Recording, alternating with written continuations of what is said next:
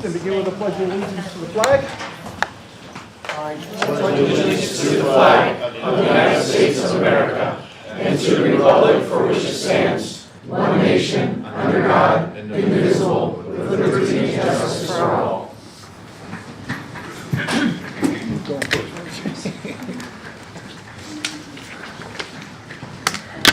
I would just note the civility and decorum on the top of the agenda. I hope we can all follow that this evening. Having said that, Madam Secretary, can we have a roll call, please?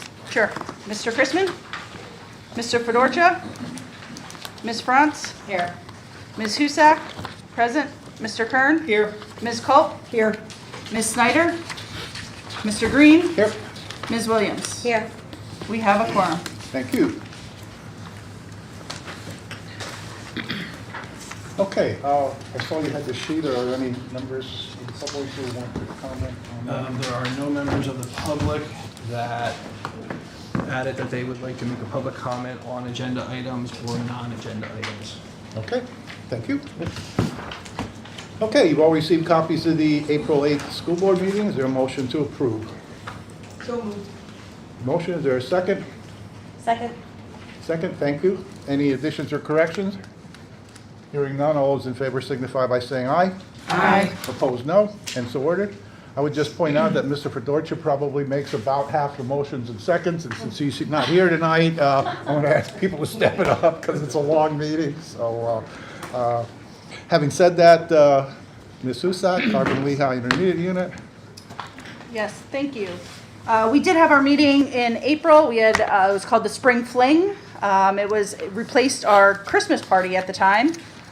So we were celebrating the MDS program, and they presented a video and information about that program. That program currently has 56 students in it. Northern Lehigh does have some students in those programs.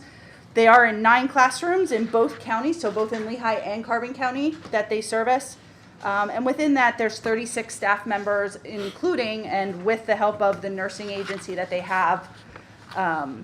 They usually have about an 8 student to 2 to 3 staff member ratio when they're doing that. So there's a nice video that's posted on the IU website that I ask you to take a look at. It's fantastic to see these students using adaptive toys and being successful in the workplace as they get out and are able to succeed after the schooling.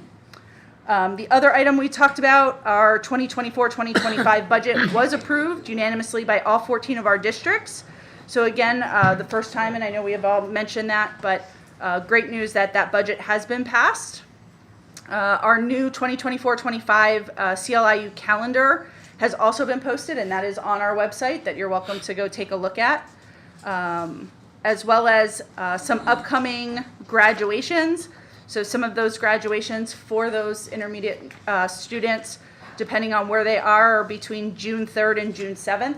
Again, those are posted on the IU website if we have any students in there that would be interested in going to attend those graduations.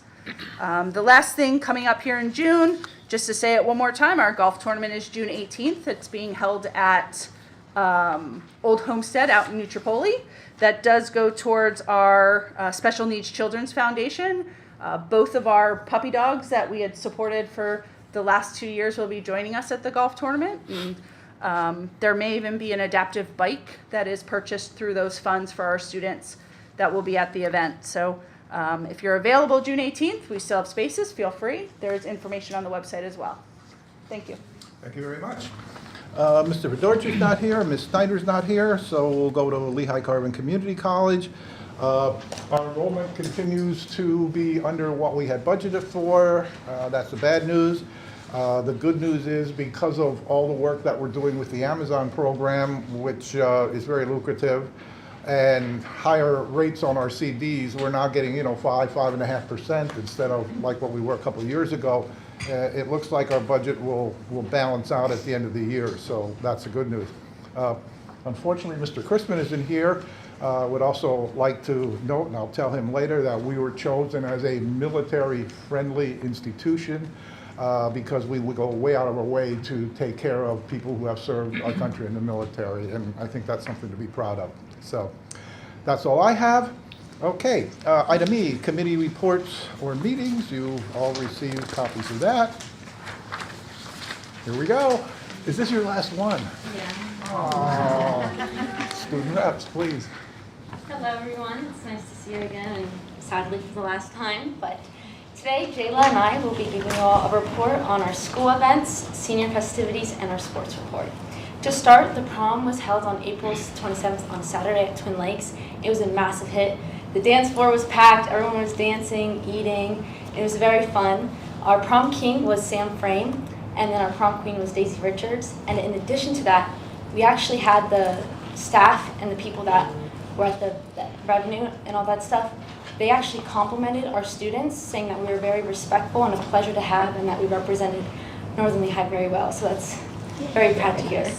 Also, National Honor Society, they had their class club trip at Six Flags on April 22nd, and that was very fun. A lot of students got to enjoy all the very high, fast, thrilling games and rides. So, on May 4th was Mr. NL, and that was a very fun show that we had, and the winner for Mr. NL was Bailey Smith.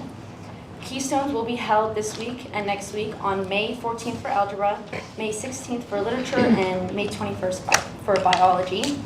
Bulldogs games will be on May 22nd from 8 a.m. to 2 p.m. at the NL Stadium, where there'll be lots of fun activities for the special educated students, and a lot of high school students will be helping out and volunteering there. May 23rd will be the Freddie Awards, and we had Jackson Hunsaker, who was nominated for the award of Outstanding Supporting Actor and Express Time Student Achievement, and then the theater club in general won and nominated for award for Outstanding Scenery. So congratulations to them, and we really hope they win at Freddie's this year. AP exams were held this past week for multiple students who did AP courses, and we are hoping they did well in those. Student Council will be having their annual 9th grade orientation for the upcoming 8th graders who are going to be freshmen next year, and this will be where Student Council students will show the students around and what classes are and how the school will be running. And then the last thing that I have for tonight is LCTI will be having their graduation on May 29th at PPNL. So that's all that I have for today, and I'll pass it on to Jayla for our senior festivities and sports report. Thank you. Hello, everyone. To start, we have a whole bunch of senior festivities going on in these last few weeks. Wednesday, the 15th, seniors will be retrieving their time capsules that they made in 7th grade from Mr. Graver after school. This Thursday, the 16th, seniors will be collecting going on their senior class trip, actually, at the Poconos. They will get to participate in various activities. Thankfully, the weather is looking very good for them. On Wednesday, May 22nd, the seniors will be having their senior award night at 7 p.m. in the high school auditorium, awarding seniors who have won any local scholarships. On Wednesday, May 29th, seniors will be receiving their cap and gowns and will also be doing the Parade of Graduates, where they walk through each Northern Lehigh school as students congratulate them. On Thursday, May 30th, the seniors will be having a brunch at Eagle's Nest following their graduation rehearsals. And as you may know, on Friday, May 31st at 7 p.m., we will be holding commencement at the stadium. That is all for senior festivities. Now on to sports. Baseball is 5-15 overall and 5 in districts, and they still have a chance of being qualified for districts. Softball is 12-9 overall. The girls are also qualified for districts as well. In addition, Arabella Heinzelman won the Ken Kern Scholarship.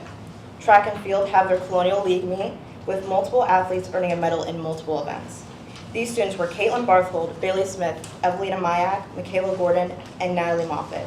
The district's meet will be on Tuesday and Wednesday, and we'll have multiple students attending this event. Lastly, Spring Awards Night will be held on Monday, May 20th at 6:30 p.m. Thank you, and that's all I have for tonight.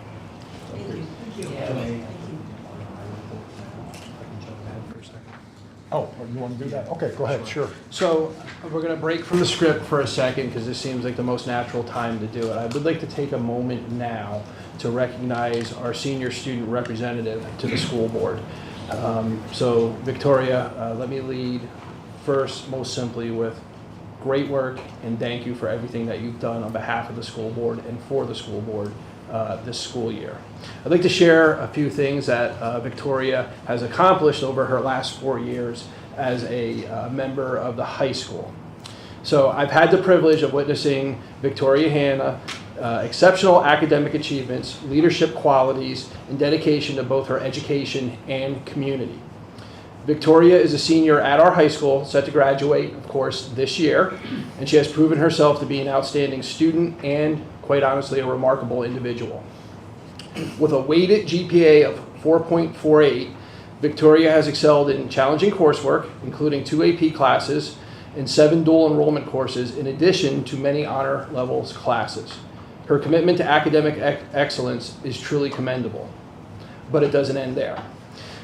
Beyond her academic achievements, Victoria has demonstrated exemplary leadership both in and outside the school.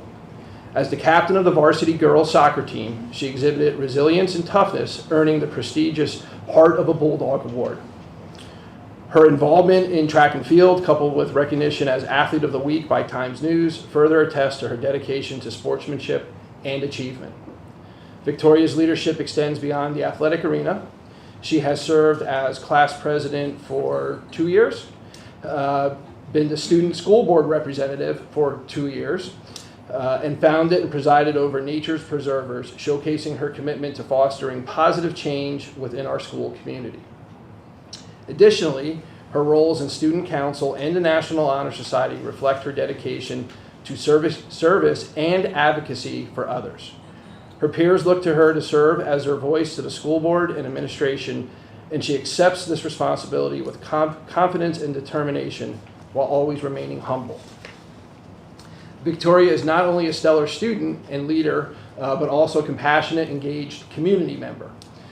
Her involvement in church youth group activities, charity events, and volunteering over 70 hours at a local hospital demonstrates her commitment to making a positive impact beyond these schoolhouse walls. On behalf of the school board and administration, thank you, Victoria, for your service to the board. Best wishes at King's College, in the classroom, and on the soccer pitch. Remember, you will always be a Bulldog, and we will always be here for you. So again, thank you, and congratulations on achieving so much during your high school years.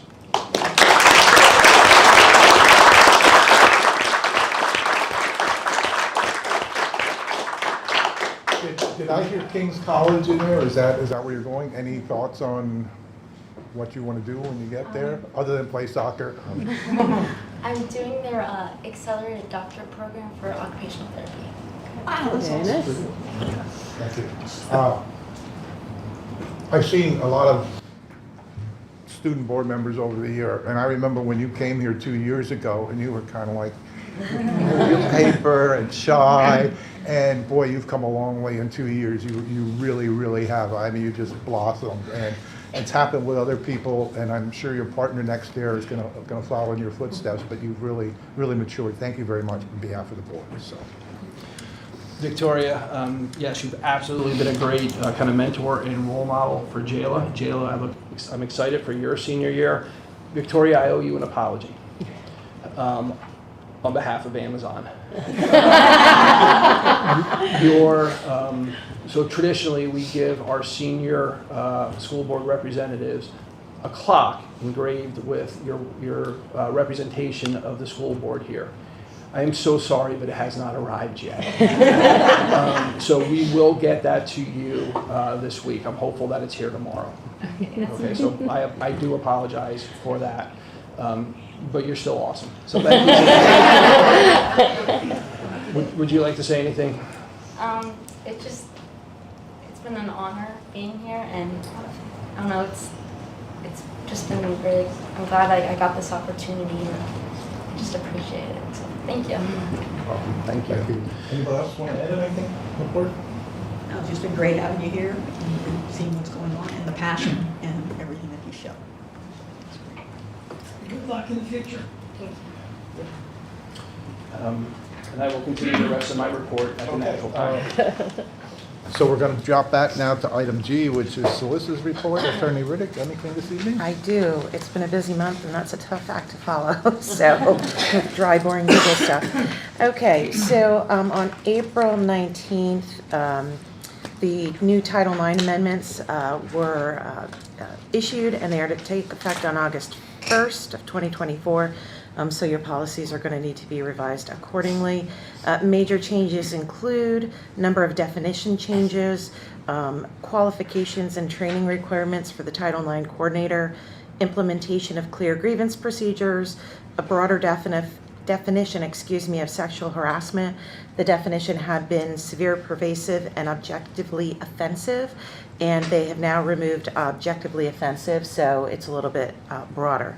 They clarify the scope of sex discrimination, and they expand jurisdiction to include conduct outside the educational program or activity or outside of the United States. The Title II of the ADA regulations came out on April 14th. These regulations require state and local governments, including school districts, to verify the accessibility of your web content and mobile apps.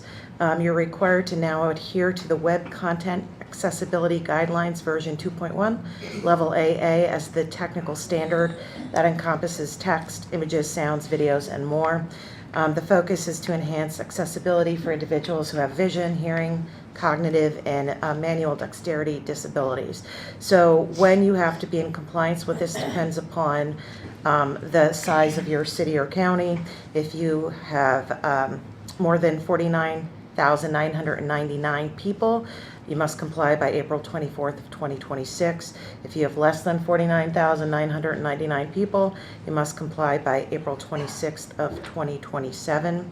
And last but not least, the Pennsylvania Supreme Court did accept Parkland School District petition for allowance of appeal in the Coleman versus Parkland School District matter. As you may recall, that was the issue of whether or not the Sunshine Act had 3 exceptions or 4 exceptions to the rule that the agenda items must be posted at least 24 hours prior to the meeting. So the district's brief is due next month, and hopefully we'll have a decision sooner rather than later. Any questions? Questions? No? Thank you very much, Attorney. Oh. Oh, sure. Yeah. If you guys got homework to do and you want to be excused, you're certainly welcome to, or you can stick around and enjoy the misery with the rest of us, but it's entirely up to you, and there's no hard feelings. So just let you know whatever you want to do. Thank you, guys. Thank you both. I thought that was Mom back there with the camera. Yes, we can do that. Do you want to stand up for a second here? Let's go and get a picture real quick. Okay, sure. Sure. No, that's okay. This is important. This is why we're here.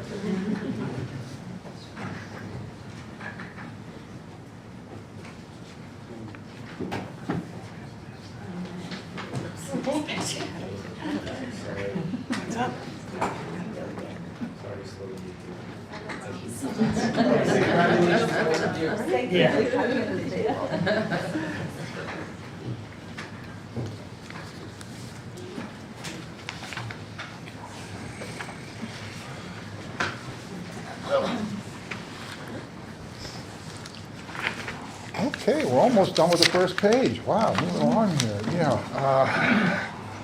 I think we're at item H, if I'm not mistaken. Dr. Stoker? Thank you very much, Mr. Green. As far as our ESSER grant update, we have expended ESSER 1, ESSER 2. We are on ESSER 3. We've spent money on salaries and benefits for our kindergarten teacher, technology integration specialist, director of educational technology, curriculum instruction, ELDP teacher, paraprofessionals, the nurse at Peters, and additional hotspots. With regard to ESSER learning loss, we purchased book for social emotional learning for staff. Under ESSER after school, we had salary and benefits for our high school tutoring program. And under ESSER summer enrichment, we didn't have any spending this month. Next, we have our monthly data report for the board. Mr. Haas, if you can pull up our presentation.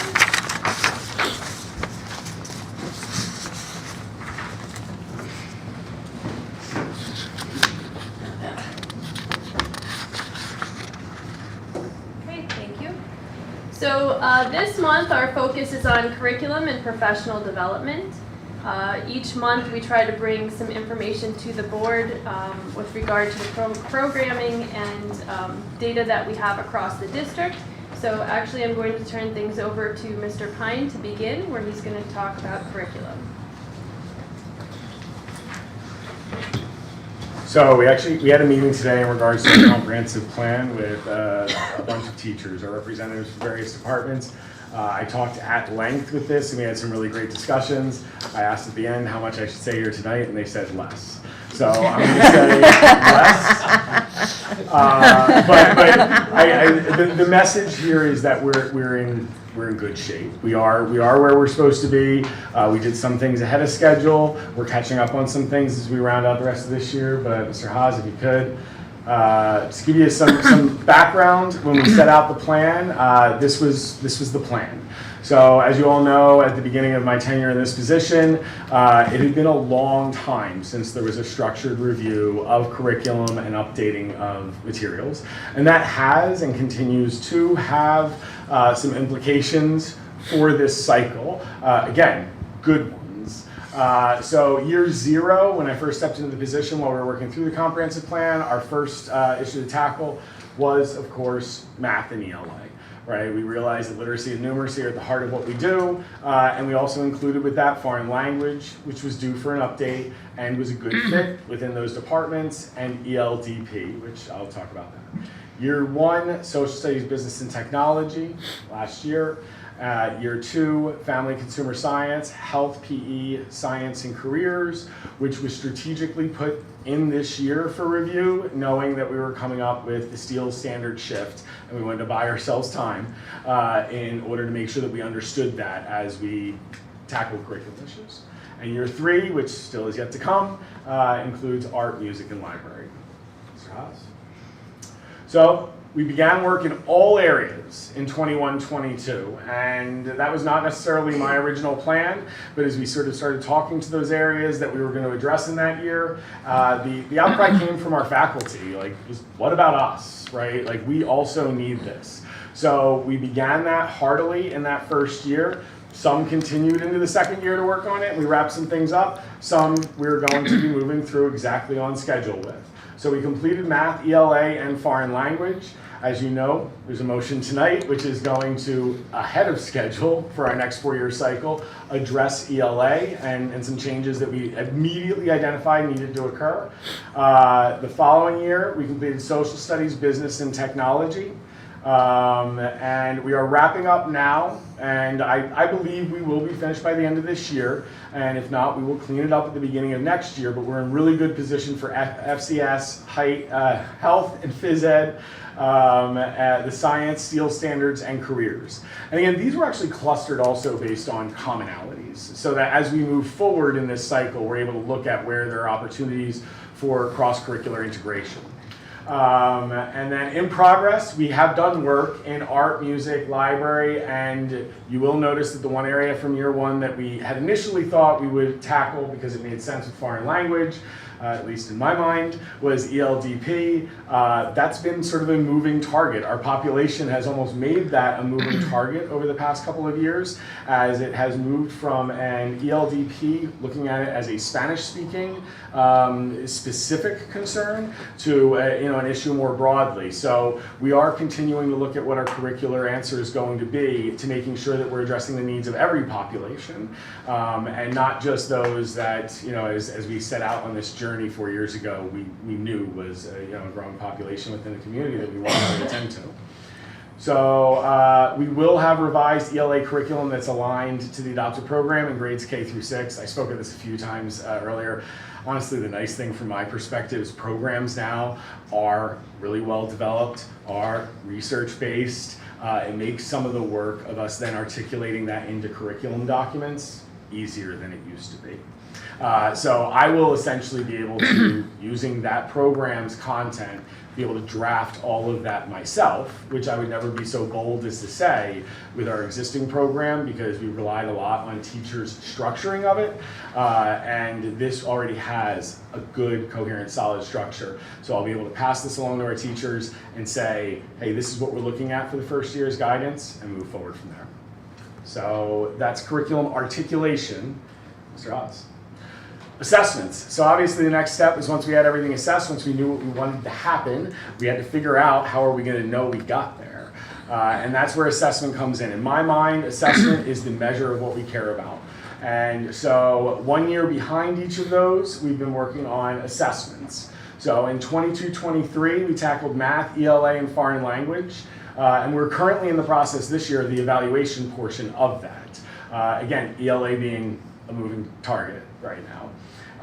Year 2, so this year was social studies, business, and technology, because I mean, we've really gone gung-ho at the high school and at the middle school in terms of the assessment pieces. We've been closing out the year this year. I believe that we will be solid in all of those areas within the month, right? So we're very close right now, but within the month.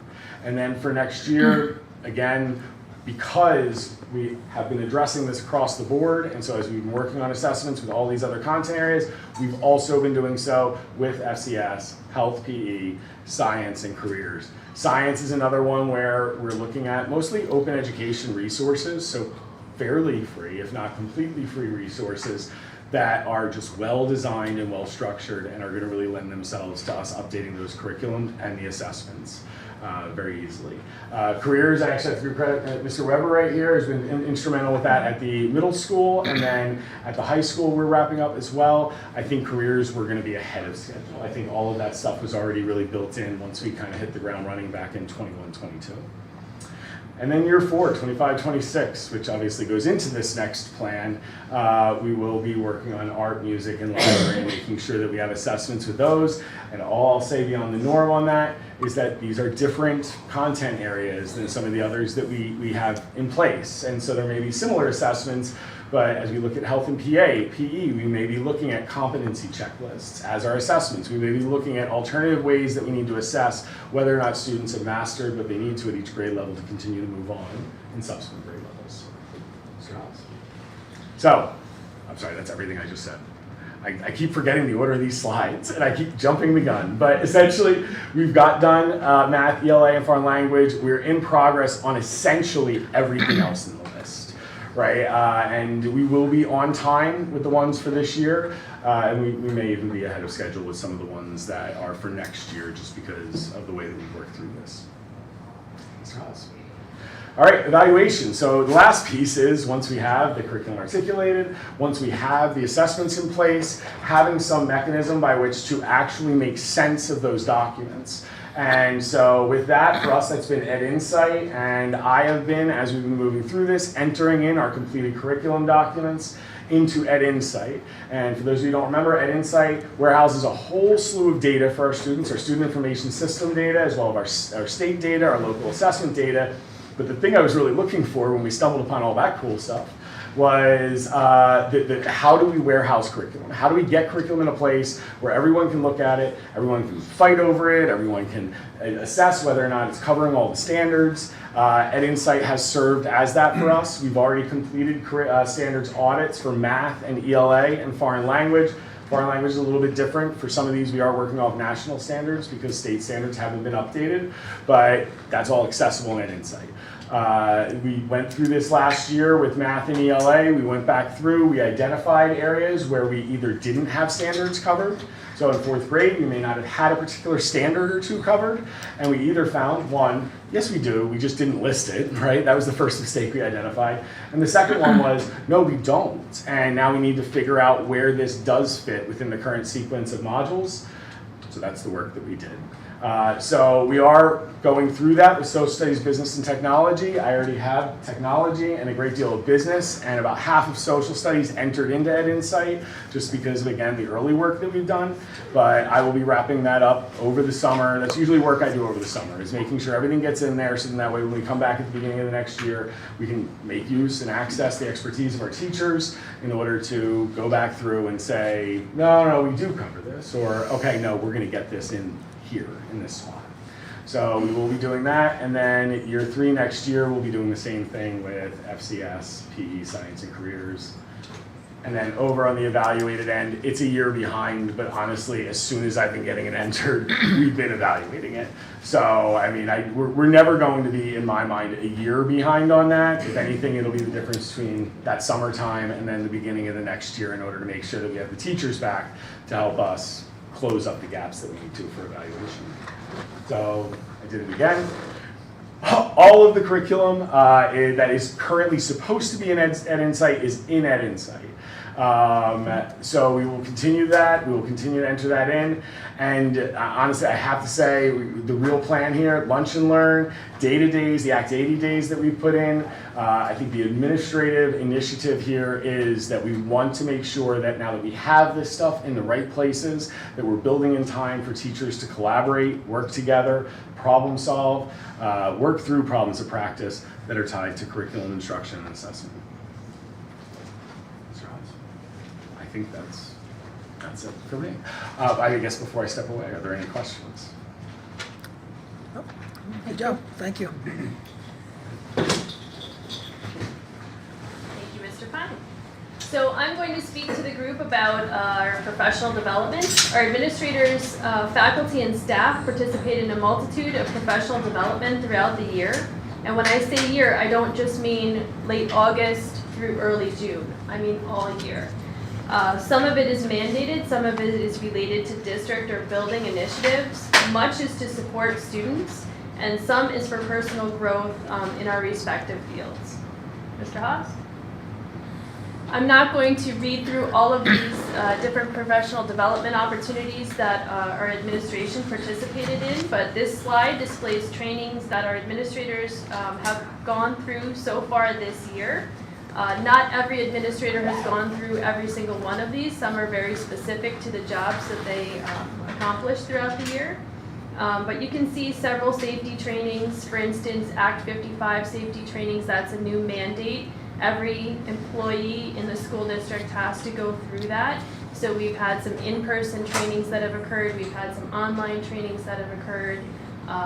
But generally, all of our staff, our administrators, faculty, and staff have gone through that. In the middle, you'll see PILS courses. So we have anybody that has to fall under Act 45, which is typically our building leaders and some of our district-wide leaders, have to participate in PILS courses and accumulate so many professional development hours over their period of time, which is typically 5 years, unless we're in a pandemic or something like that. And those are a variety of courses and conferences that our administrators participated in this year.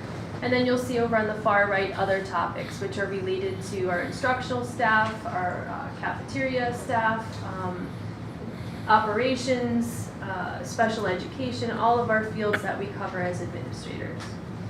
Okay, next slide, please. This next slide is specific to our faculty. Across the top, you'll see curriculum and instructional practices, platforms and technology, student support, safety, and then other areas. Again, this covers all of the faculty, K through 12. You'll see a variety of initiatives throughout this. Some that I'll just pick out are we are working on the science of reading. That's a strong point for us as we look to a new ELA curriculum. We're also looking at how students learn to read and carrying that through some of our professional development. One of our initiatives is Canvas. We're implementing that as our student learning system and using that within our classrooms.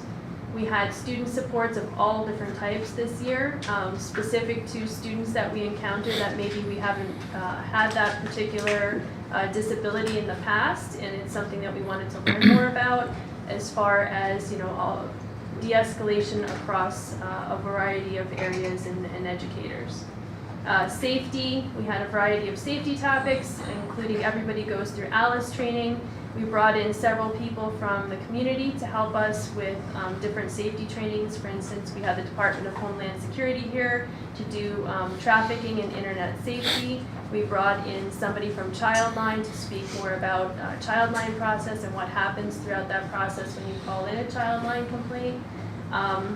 Mandated Act 126 training, things of that nature. And then the far column, you'll see a variety of other trainings that different people within the faculty go through as training for their job. Sometimes it's annual, sometimes it's a one-time training.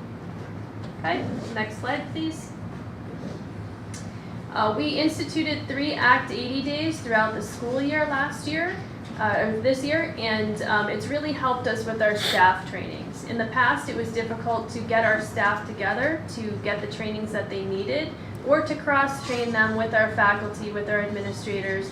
And the Act 80 days have really allowed us to have everybody on campus and everybody in the trainings that we need to have them in. So this has been really extremely valuable for our staff. Again, you'll see many of the same trainings that you'll see for our teachers. So they were able to cross-train in a lot of areas, whether that be platforms, whether that be curriculum, things that teachers and instructional paraprofessionals institute together. So they were able to look at data and to learn those programs and practices together. And then also the staff that we have in other realms. When we look at our administrative assistants, when we look in different departments like in our cafeteria, our maintenance custodial departments, our SPOs as well, you'll see a variety of trainings across the board. But it's been really nice to have our staff here on those 3 extra days to be able to institute some of those trainings. Next slide. Does anybody have questions on curriculum or professional development? Okay, thank you. Thank you. All done? All done. Thank you very much. Where are we at next? The business manager's report, Ms. Small, first. All right, we're gonna do our budget presentation, short and condensed version of our budget presentation, as we have been giving the full presentations at our finance committee meetings. And Dr. Link is gonna start it off. Sure. So this is our third school board presentation for the budget finance meeting, and we've been doing a number of these presentations through the finance committee over the past couple months. So that being said, like Mrs. Morel-Torres said, this is a much more streamlined version this evening, and part of our intent is to answer some of the questions that were raised publicly at the last finance committee meeting. So hopefully we have all those questions answered through here. Next slide, Mr. Hawes. So here, one of the questions that was asked at the last finance committee was, what are all of the grant-funded positions throughout the district? So we broke this into kind of 2 categories: non-ESSER grant-funded positions and then ESSER-funded positions. So I'm not going to read all these off to you here, but these are some of the funded positions that have been funded through these revenue sources for many, many years, in some cases decades. So IDEA, that's the Individuals with Disabilities in Education Act. That is funding that we receive from the state and very little from the federal government to help pay for 2 2 positions at Slatington Elementary School and 2 high school positions. And then also 50% of one of these teachers is supplemented by the general fund. So a combination of IDEA funding and a little bit of general fund, half general funding for one of the positions. Title I funding, 2 teachers at PES, 2 at SES, and 2% of one of these teachers is supplemented by the general fund. And then you can kind of see the rest there, some Title II, Ready to Learn grant. The Ready to Learn grants came around, I'm say less than 10 years ago. Yeah. They haven't been a revenue source as long as some of the title grants and the IDEA grant. So Ready to Learn grant, 3 teachers at PES, 23% of those teachers' salaries are supplemented by the general fund. Title IV, 46% of the salary is covered by this grant. And then the grant was, and then that grant has been expended, and that's for one of those SPO positions.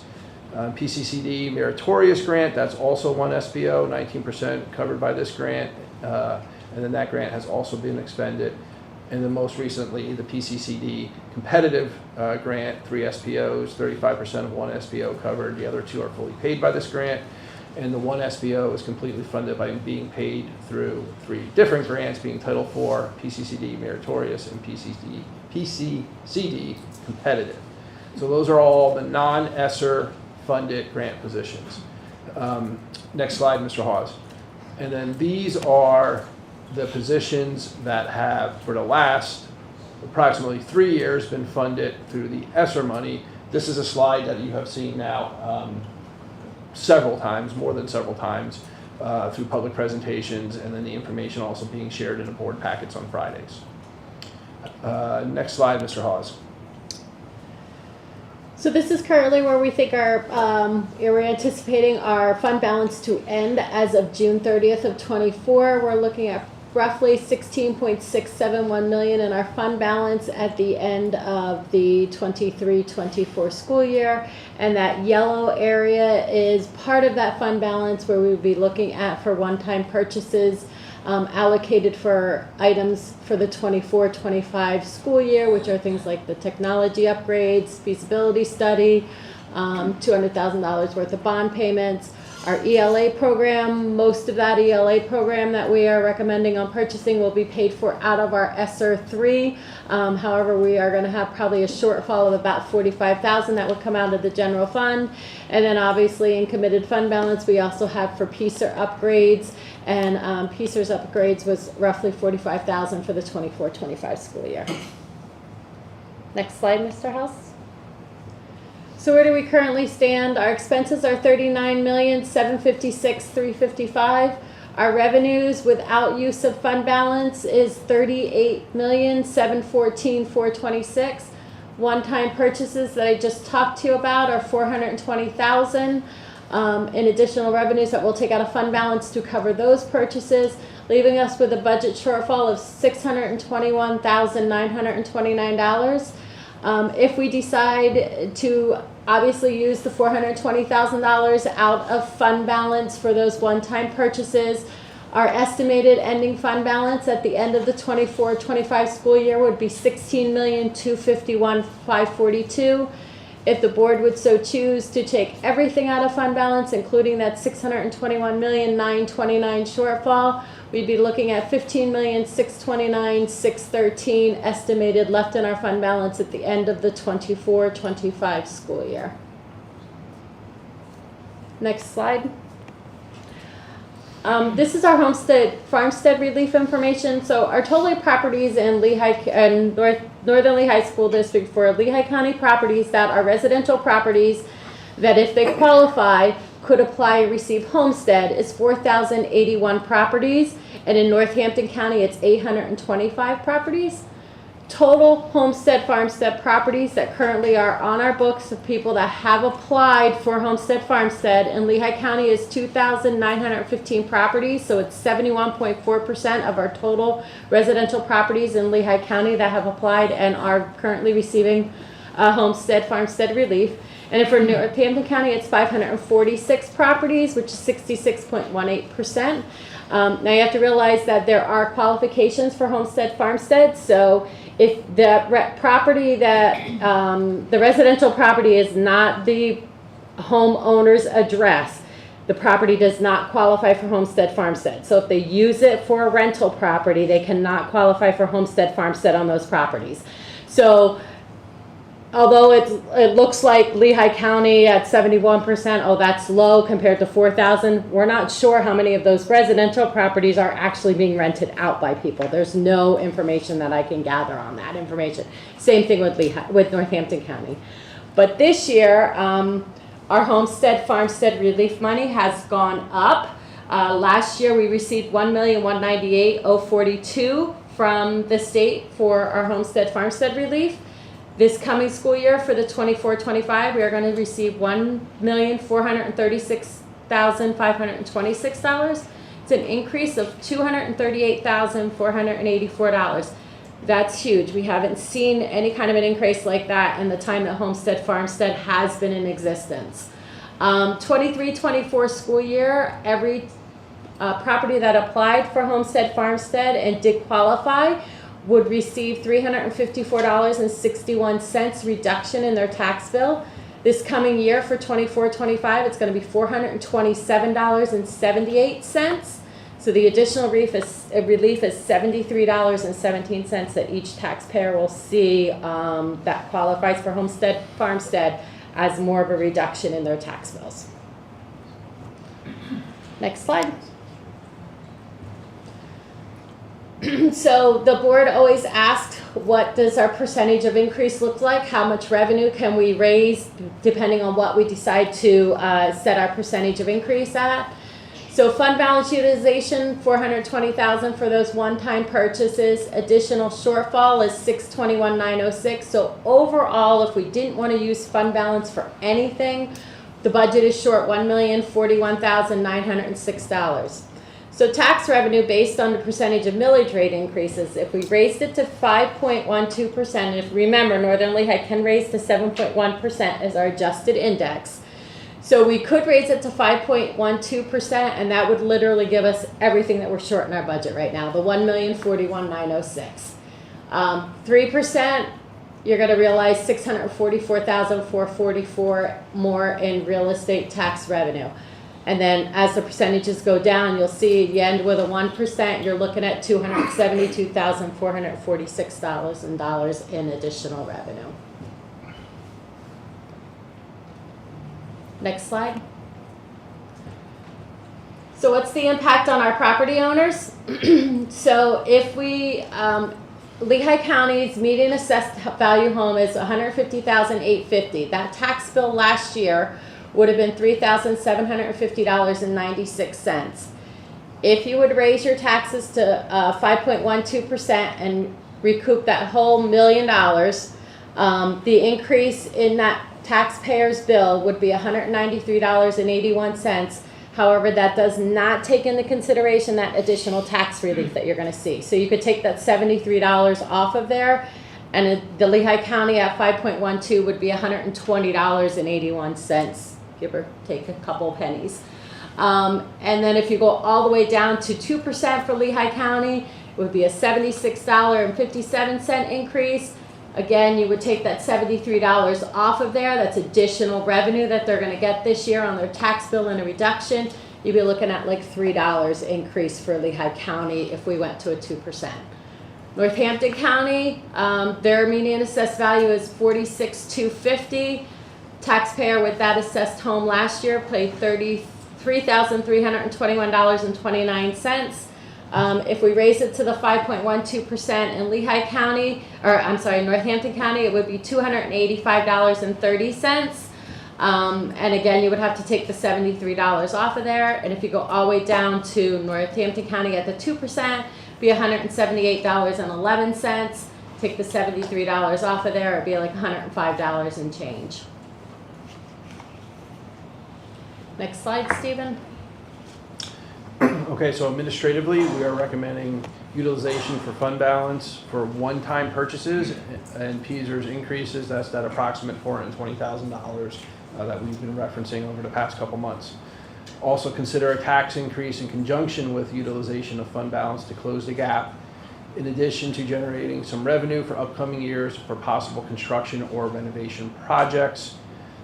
We've been told time and time again that when we get our Moody's ratings, one of the reasons why our ratings is so strong for a school district of our class is because it has shown that the school board has been able to make the decision to do some tax adjustments over the years and not just do a zero. Continue to look for grant revenue opportunities to fund positions such as the school police officers and social worker, and continue to search for expenditure savings. So those are the the same recommendations that we have presented to you last time, and they are still the administrative recommendations to the school board. Next slide, please, Mr. Hawes. At this point, I will turn it back over to Mr. Green to open it up for questions and comments from the school board members. Thank you. So the budget is on the agenda later on. We're not going to be voting on that now, but since we've just gone through this, any questions, comments? I Thoughts? have a question. Yes. The homestead farmstead, will that increase stay there? In other words, in 25, 26, will that be the same amount, or is there a possibility that could go down? It's unknown, Rhonda. Okay. Honestly, because we don't know unless it depends on that tax revenue and what they're seeing in the gaming, in the casinos and stuff. That's what that is based on. The money wasn't this year really led into there. He put a lot of money back into that pot this year because it hasn't been raised in many years. Whether it stays, we're hopeful, but it's undetermined because it really depends on the gaming market.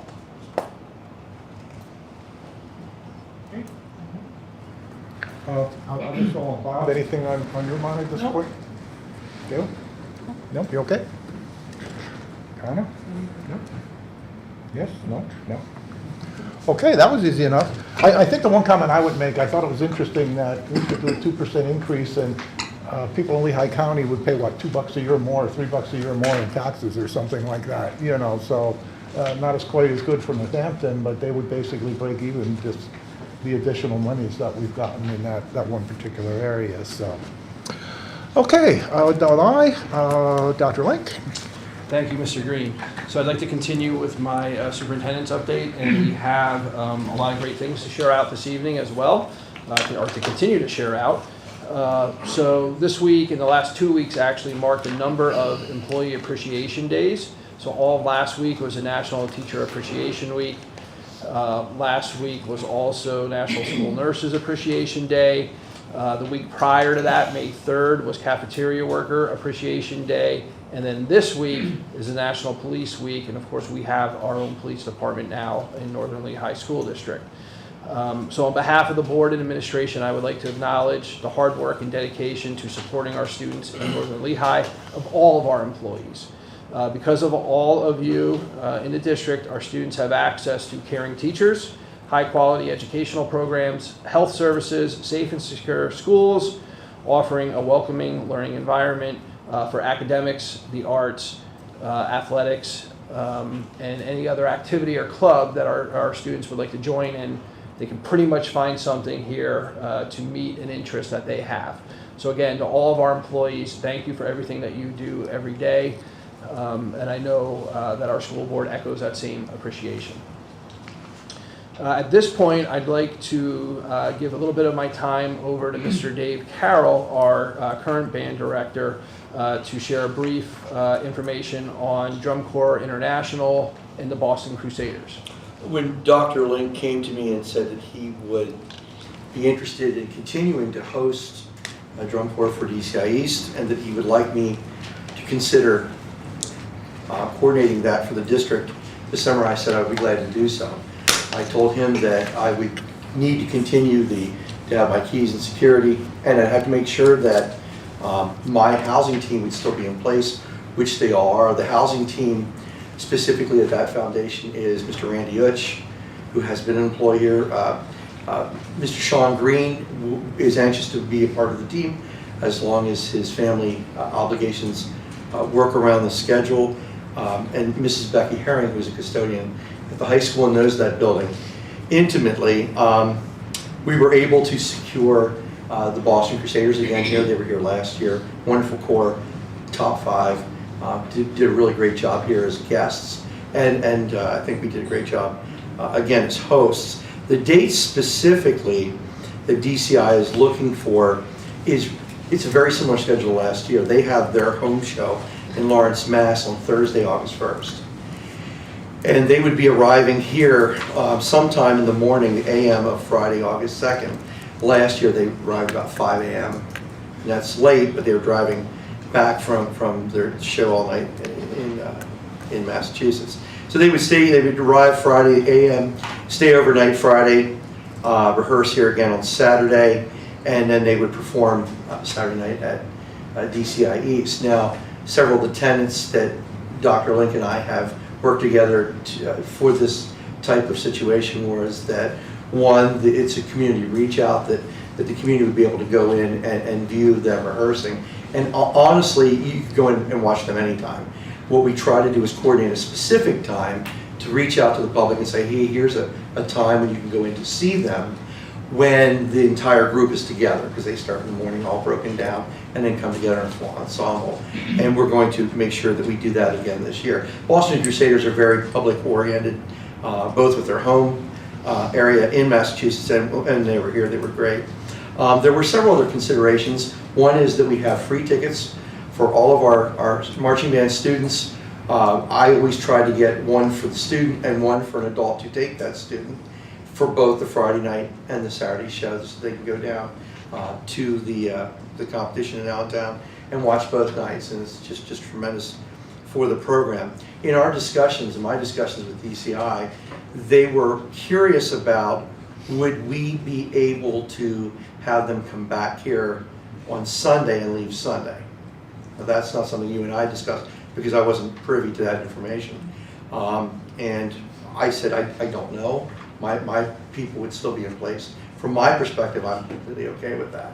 And I don't think that that's a for sure thing yet. I think they're working through some logistics as they have a competition in Reading, and then they head out to Ohio towards World Championships the next week. Another consideration too is they're coming from Atlanta, and they talked about on Wednesday, August 31st, they need a site to stay here in the Lehigh Valley, and I said, well, that's not what we agreed upon. So they had assigned them to stay at another school for just that one night in the Lehigh Valley, and I said, well, I will mention that in my report. Could they stay at Northern Lehigh? The idea being they could leave their equipment, they're going to go up to Massachusetts and come straight on back. But as of right now, Whitehall will be housing them on the Wednesday, and then they'll be coming back to us on the Friday. So I'm anxious to do that. Very happy to do that for the district, as we've been doing for many years for a variety of reasons. Are there any questions for me? Dave, you mentioned 8:31. Is that 7:31, or is that 8:31 and then 8:02? They're coming into, right now they're scheduled to stay at Whitehall on August 31st. Okay, Then they're going to go up to Massachusetts, do their home show, and then come back to us on September 2nd? on August 2nd, Friday, August 2nd. It would also, again, as in the past, require with our summer schedule to create a variance of some type so that we may have access to the buildings on that Friday and Saturday, which is not typically the case. So, Mr. Carroll, would it be more accommodating to the Crusaders if they were able to stay here from the 31st through the 3rd? Is that what you're saying? It may be. Either way, they're going to leave and go to Massachusetts for their Lawrence show on Thursday, no matter what. First. Right. They're just coming up from Atlanta. They need a stopping point on Wednesday. They're going to go to Massachusetts on Thursday, and then definitely come back then with us on Friday, Saturday. Maybe could they stay over on Sunday and then head out. And right now, DCI is housing them at Whitehall. So, thank you, Mr. Carroll. I think we all know now that these are good guests to have. They are very accommodating to our high school band members, and they open up their world-class practices, even rehearsals, to our community here for free. I know at the last committee meeting it was brought up, can we also live stream through NFHS, thank you, Mr. Geis. And Mr. Geis said that is something that we can do for free for anybody that would like to watch them but cannot come to the stadium for whatever the reason may be. So I would, administration fully supports this, and it's on the agenda item for this evening, so I would like to, when we get to that agenda item, if we can, have the board consider maybe giving them a larger window of time here. I apologize, this information is just coming now, but I am so supportive of this group because I think of everything that they do for our students, that as long as it's at no additional cost to the district and all those other offerings to our students and community are in place, that we extend that from as long as the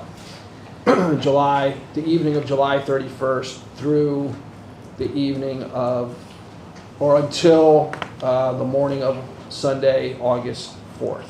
I would just need to make sure my housing team is available those evenings. Yeah.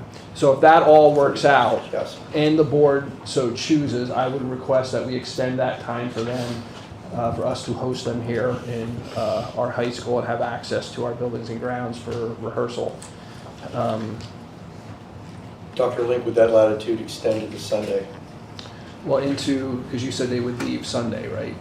Correct. Yes, so into Sunday, that they could leave Sunday instead of so they could return here after the competition in Allentown Sunday evening. Correct. Saturday evening and leave Sunday. Correct.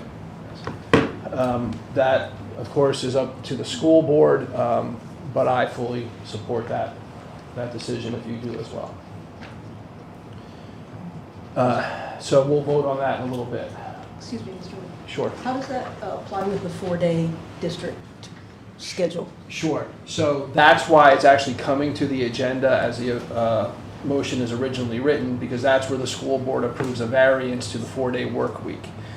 So that's where the volunteer staff comes in, and we open up the high school building and the stadium, the high school building more so they can sleep and have access to the locker rooms and showers, and then to the stadium so they can actually practice. So that's what we have been doing, is granting that variance to the 4-day work week. Okay, thank you. You're welcome. Anything else? Other questions? No?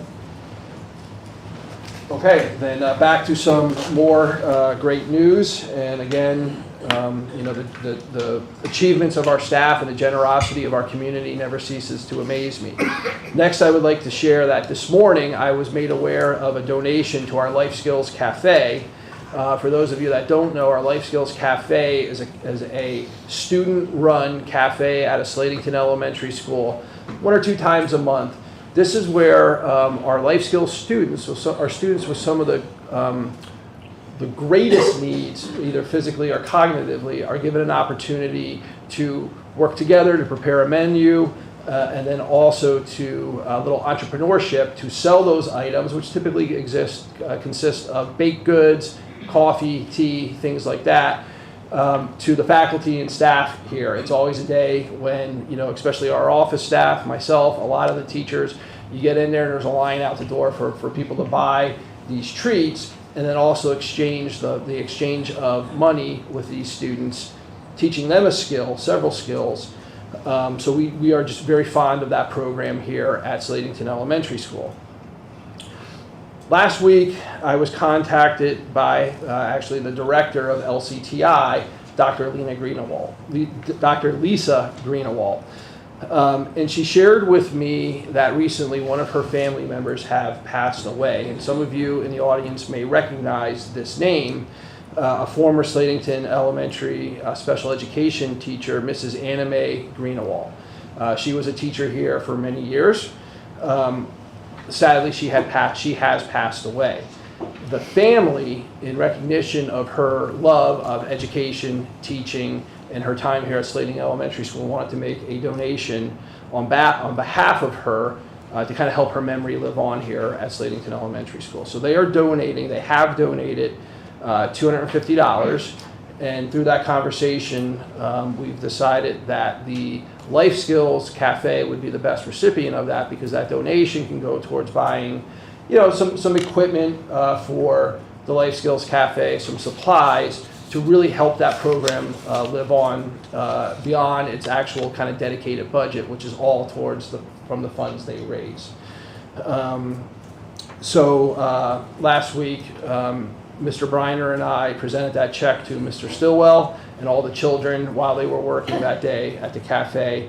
And it was really just a great experience, a way to honor Anna Mae Greenawalt. So we're appreciative of the donation, and then please know that Anna Mae's memory and passion for education will live on through the cafe and its students.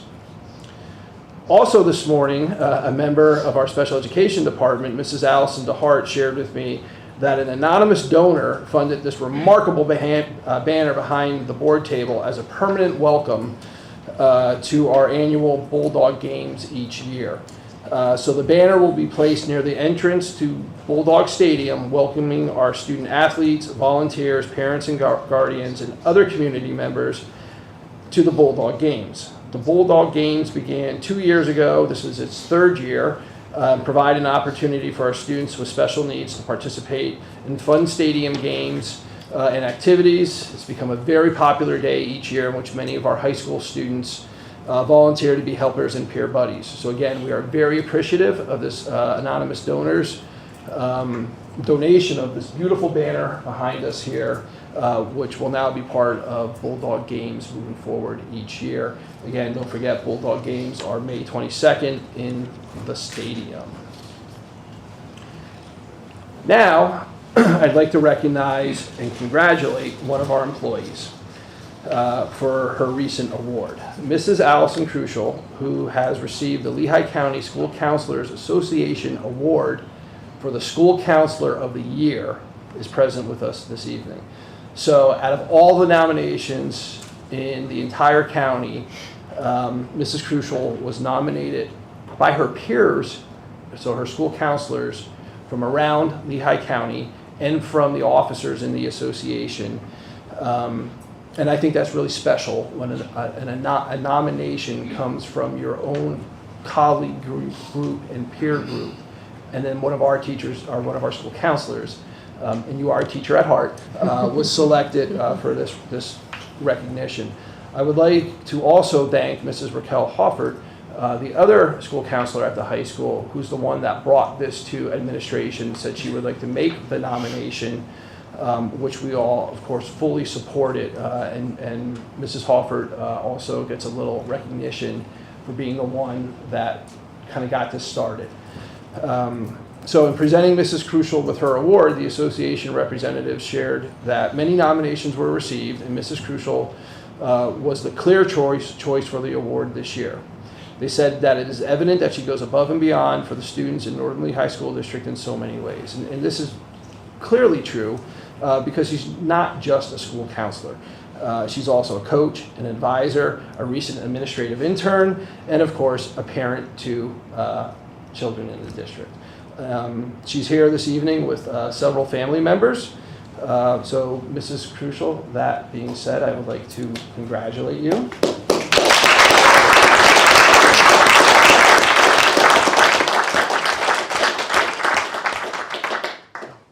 I'm going to give you an opportunity to talk, but first I would like to see if Dr. Bali or Mr. Stroll, our high school administration would like to say anything this evening. Well, I would like to say, thank you first of all for letting me say this, but Allison, you have been, I've worked with many counselors. You are a rock star, and our kids seek her out every day. Where is she? Where is she? It's evident when she's not there because there's just a gap in our team. And as a new administrator to the district, I've had so many conversations with her, and just the willingness to help and collaborate and help me be a better leader. She has done that. So I'm just thankful for you and all you do for me and our team, but for our kids every day. I can tell you that Mrs. Crucial is an integral part of the high school. She supports students on a daily basis. She is a part of our child study team and our data team, and both of those committees and teams really help to support our students, which is who she puts first. She is a bulldog through and through, and she bleeds blue and white. That is true. Navy blue and white. No royal.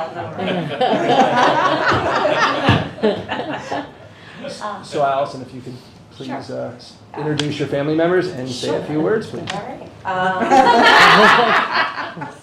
I'm sorry. So I brought with me tonight my husband, Brant, and my mom, Hallie, and my father, Ron. So I just want to thank, I hope I do not cry because I get very emotional, but I was truly, truly, truly floored when this happened last week. I had no idea. And you don't go into your profession as an educator really for all the accolades. You're in it for the kids, for the district you work for. And I've always led with that. And to be honored for something like this is just truly a gift. I love what I do, truly. And I really am, my roots began in Bethlehem, but I'm ending in my home. And my home is Northern Lehigh. It always has been. I'm dedicated to the district. I'm dedicated to all of you. I'm dedicated to the kids most of all. So I want to thank you from the bottom of my heart. You've really allowed me to really blossom into the type of educator I am today. So it is an honor for me to give that back. to all of you. So thank you. Thank you. Thank you.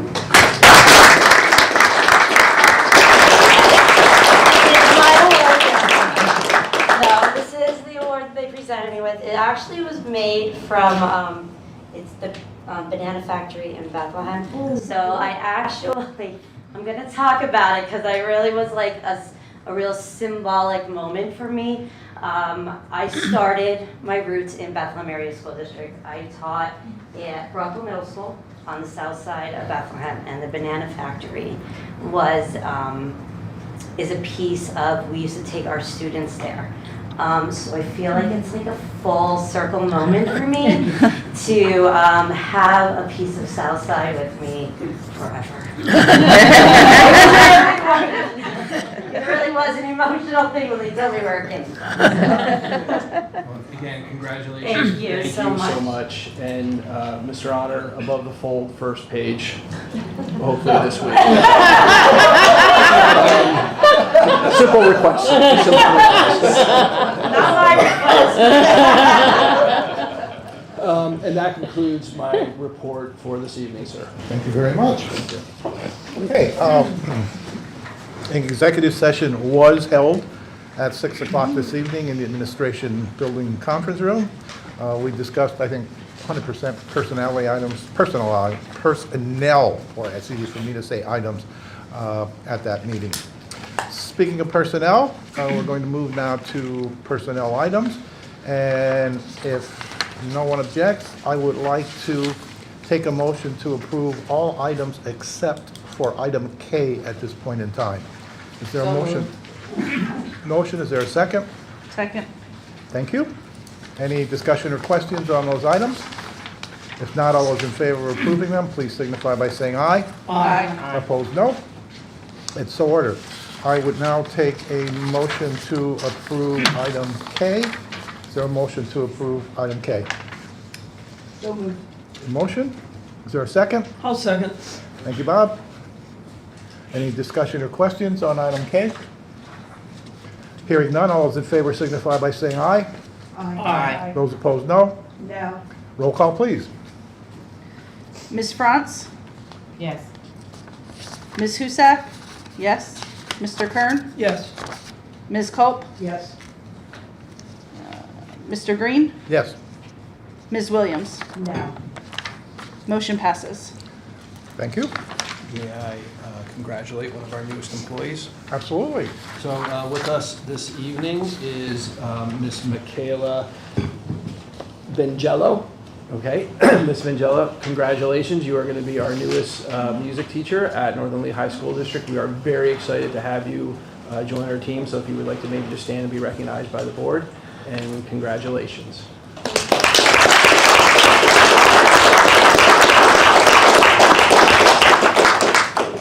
You got big shoes to fill. Again, congratulations and welcome to Northern Lehigh.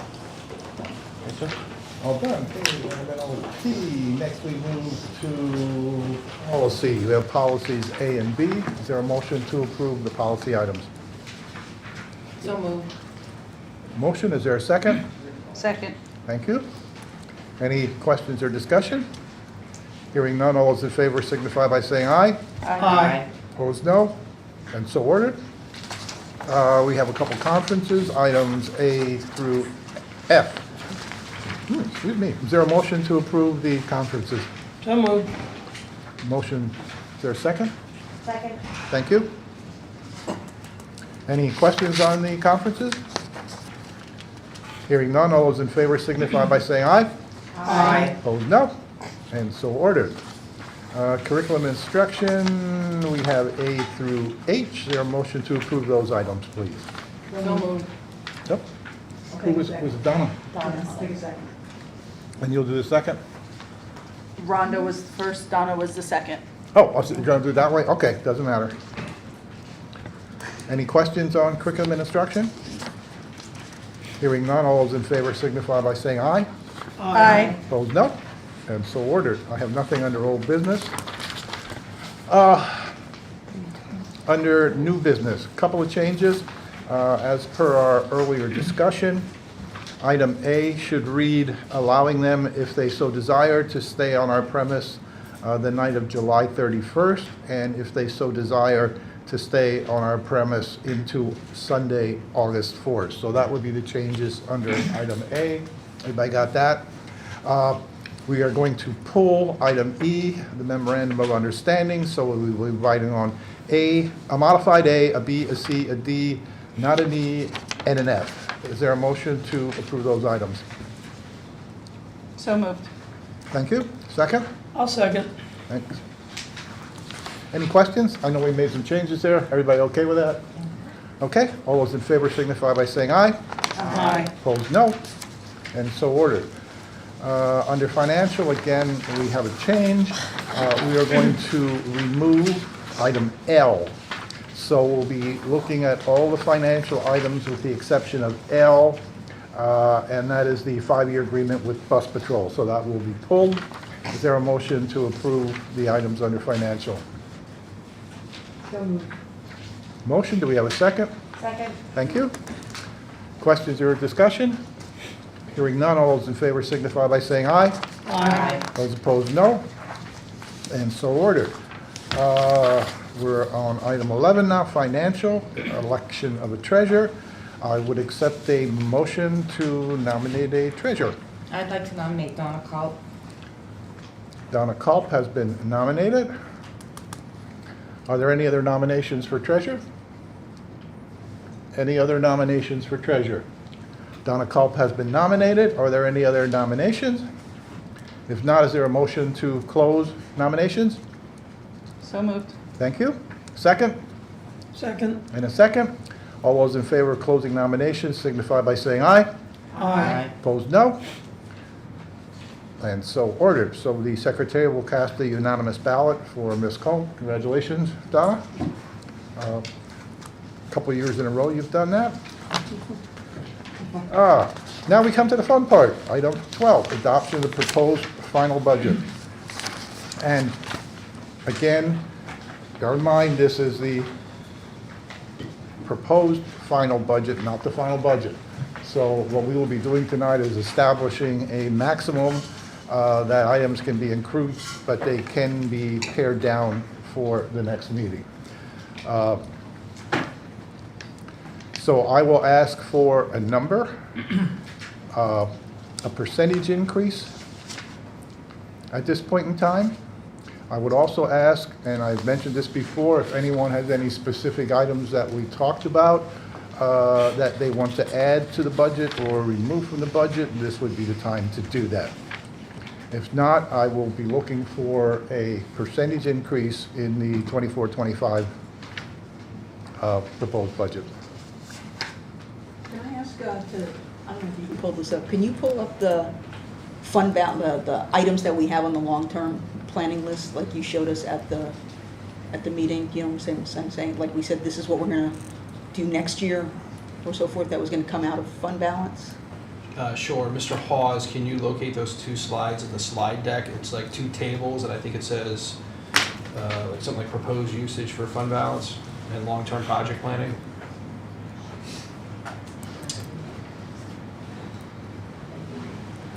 Yeah, it's not PDF. I think it would be slide 23 and 24. Mr. Hawes, you may have to reactivate those slides. There you go. There you go. Good.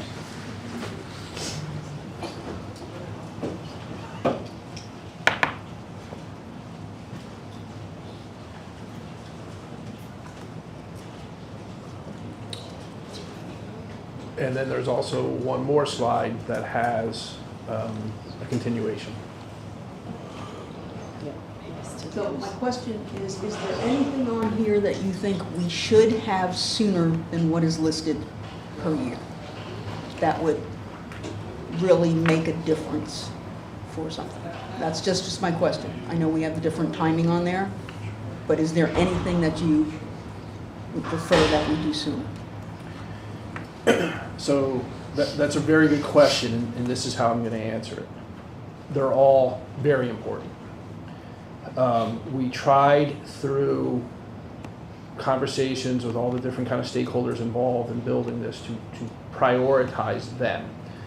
I will say, Mr. Hawes, if you can go back to the first slide in these two slides. I think the most important thing that just happened is the fifth one down, that's the feasibility study. Because that was just voted on and approved this evening, and actually I just want to take a moment to recognize that Mr. Randy Galliotto, one of the founding members and a principal in Alloy 5, is with us this evening. He wanted to be here because he knew that the board would be voting on this tonight.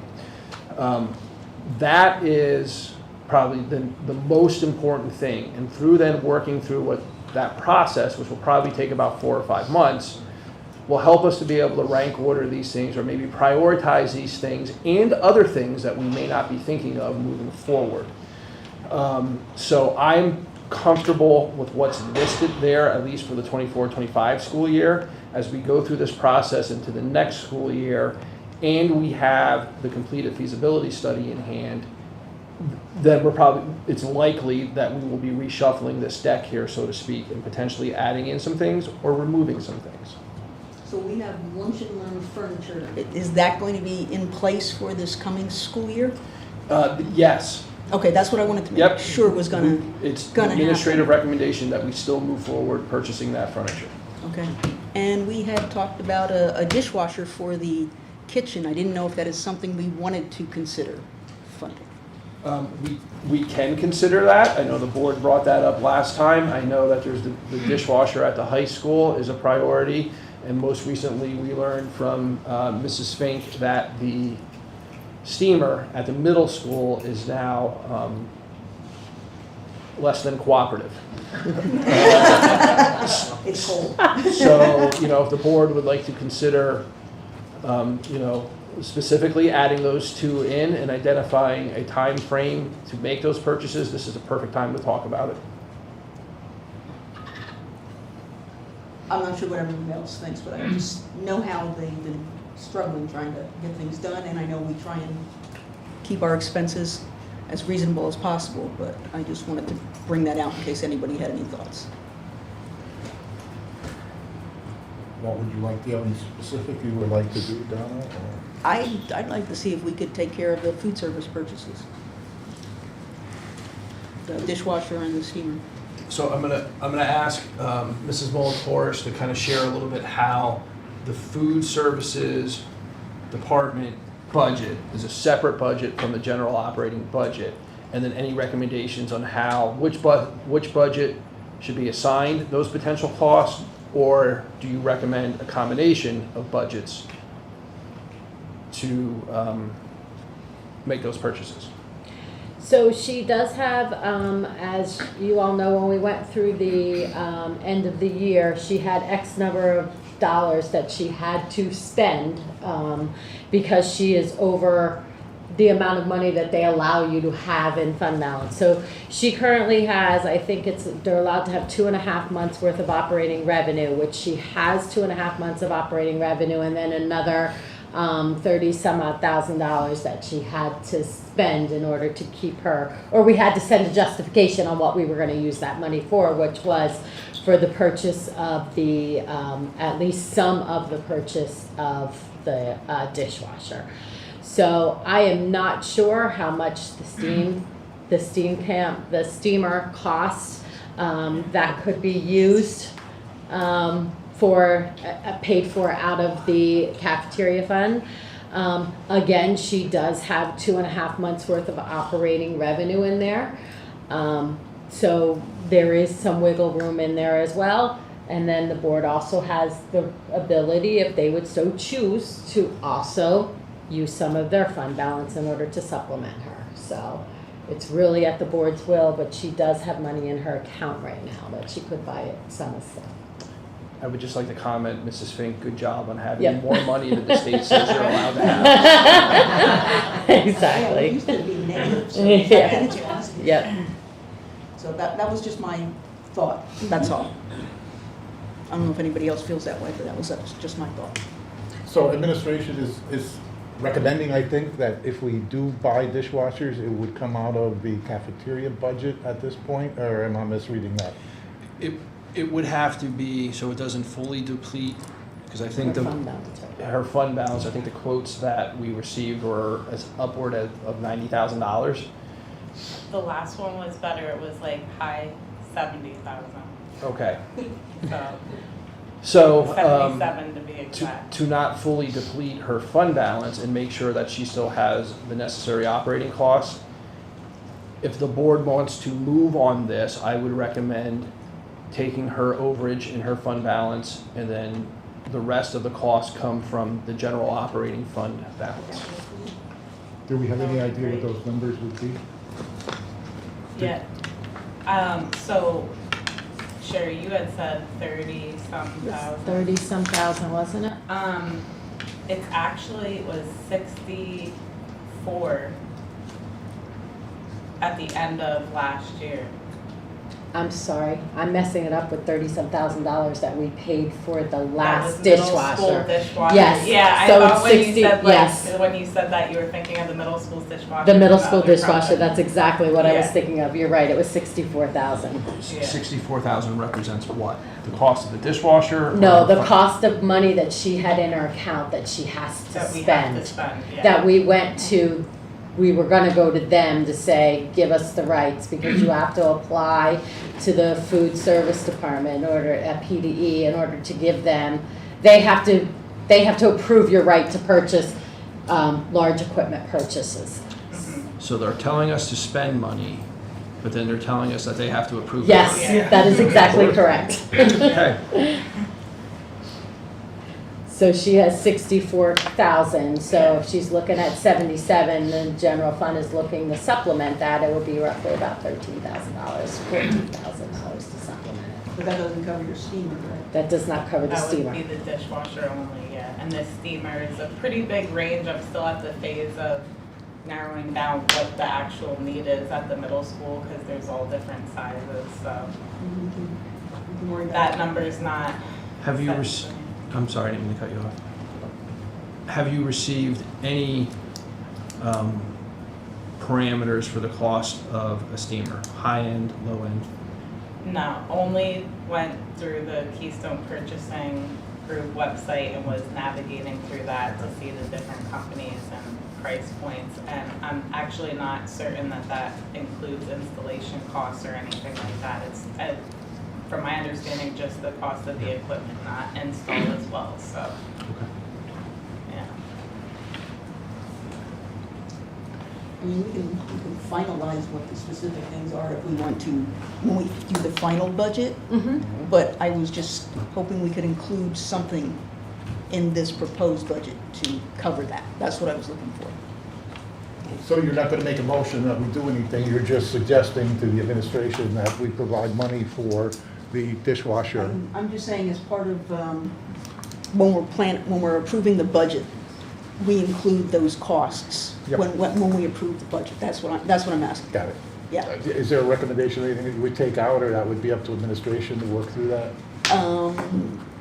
I'd be up to administration. I'm just saying if we can fund it now, maybe it is from our fund balance or, Okay. something like, that's what I'm looking for. I agree with you, Don, I think that's a good idea, get it moving, so. Why keep paying for repairs when, it's not worth it? That's where I'm Yeah. coming from. We can definitely bring that information back. At least on the dishwasher, hopefully we'll have it in time for the steamer as well. Thank Once you. we have it, I will put it in the Friday board packet for the board to start to consider. Thanks. Okay, thank you, Don. So, having said that, if there's no other items that people are looking to add or subtract, I would then look for a percentage number increase. And then Sherry will figure out those numbers. I'm sure she probably has them, but I think, what is our maximum that we could go, Sherry? If we 7.1. 7.1, 5.12 will take you to the max that we need currently to balance the budget. okay. 7.1 would be the max. 5.12 would mean we would not have to take any money out of fund balance, so, Correct, for anything. for anything, yeah. That's correct. Can you put that slide back up that has the percentage increases, Sure. please? Yep. Thank you. Thank you, Mr. Hawes. The one that had the, per person, like you had the. Oh, the next one, Stephen. Thank you, that's what I wanted to see.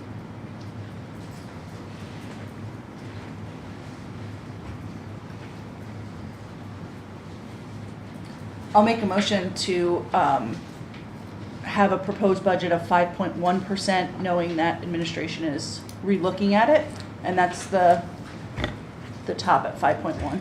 5.12. That when we vote in June, it will likely not be that. For sure. You're establishing a maximum of 5. Establishing a max, because Yep, okay, you can always go lower, and that's the goal, is to go lower. yes. Once we set it tonight, we can't go higher, and we don't want to go higher than that, but we want to set something that still allows administration to do final tweaks on the budget, look at final things, give it one more month to be reviewed and looked at, put dishwashers in if we need to, and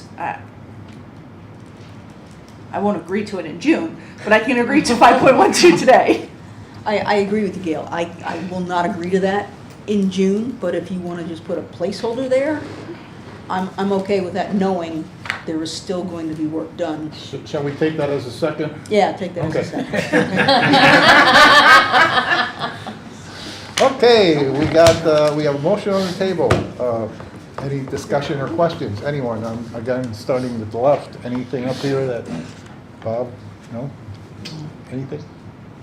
No? I'm seeing heads going this way. Any questions down this way? No?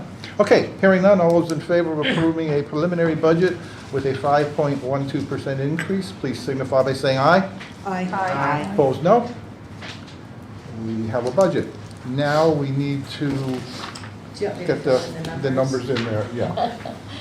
All right, so the preliminary budget is adopted with a 26.1503 millage rate for Lehigh County and a 77.9804 millage rate for Northampton County. What was the Lehigh again, 26? Sure, 26.1503, and Northampton County is 77.9804. Thank you. Okay, so now we need to kind of do that with all the words and numbers in there. And again, we're looking for one more motion. The preliminary budget in the amount of 26.1503 millage for Lehigh, 77.9804 for Northampton. Is there a motion to approve the recommendation? So moved. Thank you, Rhonda. Second? I'll second. Thanks, Bob. Any discussion or questions? All those in favor signify by saying aye. Aye. Opposed, no. And so ordered. Next is the adoption of legal notice for per capita tax in the 2 boroughs in Washington Township. Is there a motion to approve that item? So moved. Is there a second? Second. Thank you. Any questions? Hearing none, all those in favor signify by saying aye. Aye. Opposed, no. And so ordered. Under legal, we have to approve an expulsion hearing waiver, and that is remaining on the agenda per the other discussion. Thank you. Is there a motion to approve the expulsion hearing? So moved. Motion? Is there a second? Second. Thank you. Can't really discuss that one, so I'm just going to say all those in favor of approving it, please signify by saying aye. Aye. Opposed, no. And so ordered. Anybody, any correspondence from anywhere, anything? Gail? No, thank you. Okay, you have minutes of a whole bunch of meetings there under information. We don't have too many guests left. Most of them took off, so if there is, we're here now. Okay, before we adjourn then, according to state law, we need to approve a preliminary budget and we need to approve a final budget. That budget needs to be on display for 20 days for the public, and we need a minimum amount of days of 30 days before we can approve the final budget. This is an oddball year, the way the dates have come up, and if we do this at our second June meeting, we're only at 28 days, so we can't do that. So having said that, I wrote the date down here, now I can't remember it. June 24th. Yeah, June 24th. I would like to therefore call a special meeting on Monday, June 24th, that's the fourth Monday of June, at 5:30 to approve the final budget, and then we will adjourn and we will proceed to do our evaluations for the year. So that's special meeting, June 24th, 5:30 PM. Anybody have a problem with that date or time at the moment? No? I don't know about the other guys, they're not here, so we will call that for June 24th. So if you would do the proper advertising, please, I would appreciate it. Any other business that needs to be attended to this evening? Anyone, anywhere? No? Now is there a motion to adjourn? So moved. Second? Second. Thank you. All those in favor of adjourning, signify by saying aye. Aye. Opposed, no? And we're done here. Thank you all.